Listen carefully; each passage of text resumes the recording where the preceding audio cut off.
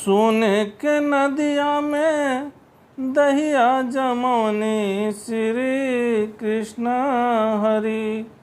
आवन हमारी अंगनवा सुनाए श्री कृष्ण हरि। नमस्कार मित्रों, मैं आशुतोष पांडे और फासू बाबा आप सबको बार बार नमस्कार करता हूँ। आइए भगवान श्री कृष्ण जन्मोत्सव के शुभ अवसर पर एक बहुत ही सुंदर श्री कृष्ण का भजन, पारंपरिक धुन है। सोने के नदिया में दहिया जमौनी श्री कृष्ण हरि। आवन हमारी अंगनवा सुनाए श्री कृष्ण हरि। सोने के नदिया में दहिया जमौनी श्री कृष्ण हरि।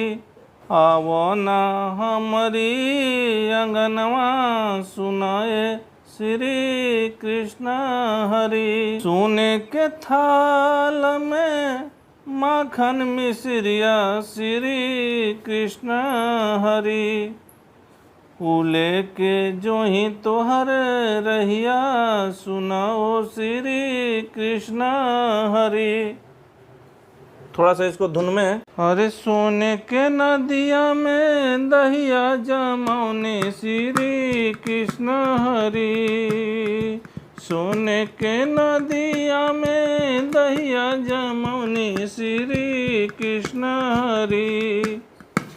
आवन हमारी आंगनवा सुना हो श्री कृष्ण हरि।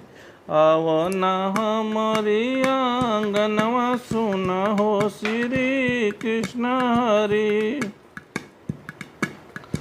सोने के थाल में माखन मिश्रिया श्री कृष्ण हरि। उले के जो ही तोहर रहिया सुना हो श्री कृष्ण हरि। उले के जो ही तोहर रहिया सुना हो श्री कृष्ण हरि। सोने के नदिया में दहिया जमौनी श्री कृष्ण हरि। उले के जो ही तोहर रहिया सुना जी श्री कृष्ण हरि। कंचन थाल कपूर के बाती श्री कृष्ण हरि। कंचन थाल कपूर के बाती श्री कृष्ण हरि। सखी सहेली सब आरती उतारे श्री कृष्ण हरि। सखी सहेली सब आरती उतारे श्री कृष्ण हरि। श्याम के अधर से बाजे मुरलिया तड़पत ब्रज के नारी हो। श्याम के अधर से बाजे मुरलिया तड़पत ब्रज के नारी हो। लेके कदम पर चढ़ी गईले सड़िया गोपी संग रास रचाय हो। गोपी संग रास रचाय हो।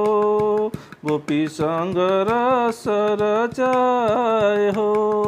श्याम के आधर से बाजे मुरलिया तड़पत ब्रज के नारी हो। श्याम के आधर से बाजे मुरलिया तड़पत ब्रज के नारी हो। लेके कदम पर चढ़ी गईले सड़िया सखी संग रास रचाय हो। गोपी संग रास रचाय हो। गोपी संग रास रचाय हो। बोलिए मुरलीधर गोपाल की जय।